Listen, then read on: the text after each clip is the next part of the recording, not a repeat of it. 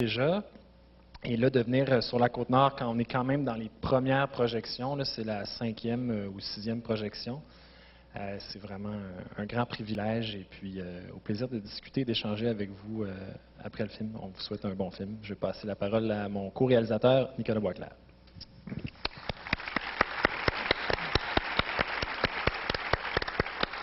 Merci Alexis. Donc, il y a eu 5 représentations au RIDM à Montréal, mais vous êtes les premiers hors ce festival-là. Donc, moi, je voudrais juste vous faire une petite anecdote, puis on aura le temps de parler après le film, questions-réponses, tout ça. La première fois que je suis venu sur la Côte-Nord, j'étais à peu près haut comme ça, j'étais avec mes parents, puis ils m'ont fait visiter à moi et à ma sœur le complexe Manic. Donc, c'est à cet âge-là que j'ai commencé à connaître les barrages, puis j'ai grandi dans une très grande fierté de tout ça. J'avais des oncles qui allaient travailler à la Baie James, etc. Donc, ça fait un peu spécial de venir vous présenter un film qui amène une vision peut-être un petit peu différente, mais qui a quand même la fierté de ce qu'on a bâti dans le passé. Et j'espère que vous allez apprécier. Je passe la parole On va voir Nicolas à l'âge de 4 ans, je pense. Vous allez spotter 3 casques blancs, vous allez pas mal au début du film. Merci Nicolas. Je passe la parole à Roy. Moi aussi, vous allez me voir pas loin de 4 ans. Merci beaucoup de nous accueillir. J'ose dire que la Côte-Nord, c'est une de mes régions préférées au Québec. Probablement dans le monde. C'est vraiment beau. Chez vous, chez nous. Et puis, bon cinéma, bon festival. Puis à tout de suite. Merci.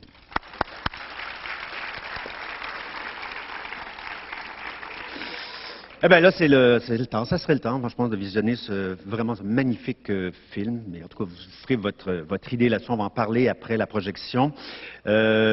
On dit pour la signature de ce film-là est un peu, si vous payez un compte d'électricité, vous devez voir ce film. Je présume que c'est le cas pour la majorité des gens d'entre vous, donc vous êtes ici en droit de regarder ce film-là. Maintenant, place à ce documentaire, Chercher le courant, réalisation, je le rappelle, Nicolas Boisclair, Alexis de Galder, avec le comédien président de la Fondation Rivière, Roy Dupuis, qui assure aussi la narration. Je vous souhaite un bon visionnement. Merci beaucoup.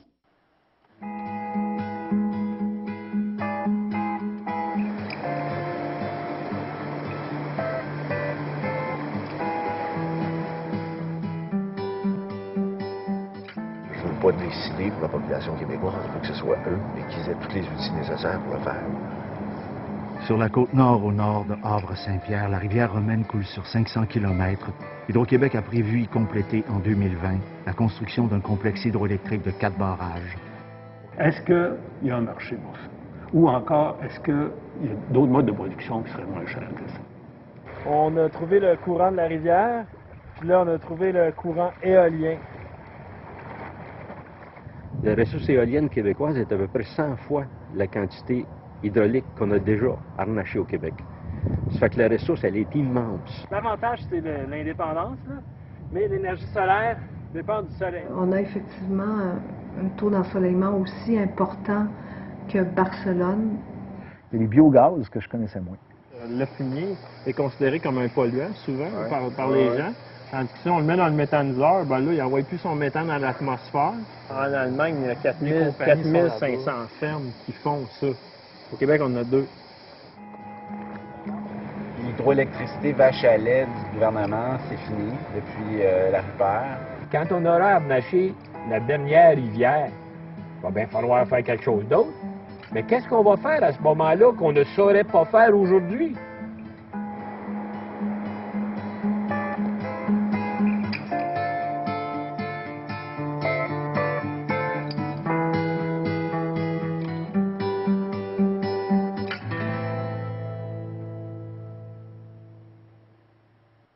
Merci beaucoup d'être venu voir le film. Merci aux organisateurs du festival de nous avoir invités. Moi, ça me fait vraiment chaud au cœur de venir vous présenter le film Chercher le courant sur la Côte-Nord, à cette île, tout près. On va y aller à Havre-Saint-Pierre aussi. On va faire ce qu'il faut pour pouvoir aller leur présenter le film aussi. La question concernant Chercher le courant, d'où ça le vient, titre, en fait, le oui. titre, ben, c'est un peu un jeu de mots. On cherche le courant de la rivière. On cherche à mettre les gens au courant. On cherche le courant, le bon courant électrique, la bonne énergie pour le futur. Puis, Le courant de société aussi, peut-être? ouais.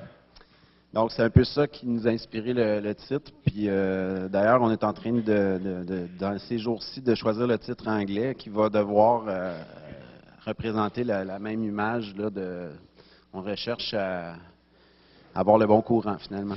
Je n'étais pas dans la salle quand ça a commencé, mais on a dit que ça avait applaudi. Il y a une chose que vous avez choisie, puis c'est pas gratuit non plus, cette phrase tirée de l'autobiographie de Jean Charest, où il dit « Je dis souvent qu'il ne faut jamais sous-estimer la capacité des gouvernements de se tromper ». Ça aussi, c'était pas gratuit. Vous avez vraiment choisi, évidemment, sciemment, vous êtes les réalisateurs, de mettre cette phrase-là aussi. Pourquoi? Ben oui, pourquoi? On trouve intéressant la perspective que ça donne, là, quand même, qu'un politicien puisse dire ça. Évidemment, il a dit ça quand il n'était pas élu. Là. Je pense que ça date de 98. C'est peut-être une de ses phrases les plus éloquentes. Oui, c'est ça. Peut-être qu'il dit la vérité là-dessus. Mais sinon, pourquoi cette phrase-là? C'est venu assez tard dans le montage, cet automne, là, je pense en septembre, si ma mémoire est bonne. On a lu ça dans un article dans Le Devoir. Il était cité de cette façon-là également. Puis on trouvait que c'était très porteur parce que le film montre finalement ou laisse suggérer, là, évidemment, on ne détient pas la vérité, là, on montre des faits, puis après ça, les gens les interprètent à leur façon, à leur sauce, en discutent entre eux. Puis c'est vraiment un film pour lancer le débat. Là, mais tout ça pour dire quoi? Je suis en train de me perdre. La phrase de Jean Charest, elle nous a séduits. Je pense que non, c'est ça. C'est que dans le fond, ce qu'on démontre plus ou moins avec ce film-là, c'est que peut-être qu'on est en train de se tromper avec l'hydroélectricité en 2011. Donc, voilà. Puis, ça serait le fun aussi qu'ils l'admettent. Là. Ça serait quand même ce qui est assez rare chez nos politiciens, mais qu'ils l'aient dit, peut-être que ça peut aider qu'ils admettent qu'il a pu se tromper, enfin. Est-ce que dans l'histoire Comme tu dis, ça donne une perspective intéressante. Oui, voilà. Du développement hydroélectrique, est-ce que c'est la première fois au Québec qu'on va léguer, comme on disait en tout début, juste avant la projection, qu'on va léguer des images intégrales comme ça, un témoignage de cette rivière-là à l'état sauvage? Est-ce qu'on a des documents d'archives sur les autres rivières qui ont été harnachées au Québec? C'est vraiment la première fois qu'on je pense qu'il y a eu d'autres documentaires sur d'autres rivières, mais c'est vraiment dur de savoir où est-ce qu'ils ont pris les images. Ils ne suivent pas le kilométrage de la rivière du tout. Donc, il y a des images à droite puis à gauche, puis on dit c'est beau. Là. Nous autres, on a essayé de garder quand même. C'est sûr qu'à certains moments, on avait besoin d'une image stable. Donc, on est allé remonter un petit peu à la rivière pour prendre une image, pour mettre un plan fixe, pour mettre quelques titres. Par exemple, les dépassements de coûts d'Hydro-Québec et tout ça. Mais en général, on suit la rivière, donc les gens, ils voient l'écosystème, on leur présente ça. Que je sache, c'est la première fois qu'on fait ça au Québec. Je n'ai pas vu ailleurs dans le monde. Mais je ne sais pas si c'est mieux ou moins bien là. Mais le film, vous le vivez depuis 2008. Ça fait quand même un petit bout. On en parlait justement avec Roy aussi en coulisses un petit peu plus tôt. Et même en 2009, il y a un article dans Le Devoir où déjà vous donnez un petit peu les résultats de ce qui se prépare avec le film que vous allez créer. Donc, ça veut dire que vous êtes là-dedans quand même depuis, vraiment dans le film depuis quand même plusieurs années. Oui, c'est sûr qu'on le porte en nous. Là. Moi, ma blonde a accouché en 2009, puis nous, on a accouché en 2010. Là, fait que les accouchements, je connais ça de ce temps-là. Mais on l'a porté pas mal plus que 9 mois, en effet. On l'a porté... 2008, c'était l'expédition, mais on parlait de ce projet-là. Je pense que la première fois que Nicolas m'en a parlé, puis il m'a dit « Veux-tu qu'on fasse ce projet-là ensemble? » C'était à l'automne 2005, j'ai l'impression. 2006. 2006, ouais, OK, quand même. On n'exagère n'exagérera pas. Là. Ça a été une grossesse de 4 ans. C'est ça. Il faut savoir qu'au début, c'est très, très petit, puis après ça, ça grossit, puis éventuellement, on en accouche. Roy Dupuis, au tout début du film, est-ce que c'est une nouvelle façon d'aborder des sujets qui sont quand même assez délicats? Vous dites ça, vous dites, moi, je n'ai pas une bataille que je veux mener. Une bataille, il faut un gagnant, un perdant. C'est plus comme ça que ça doit se passer. Est-ce qu'on est en train de développer une nouvelle façon de sensibiliser, d'expliquer les problèmes environnementaux qu'on vit en ce moment?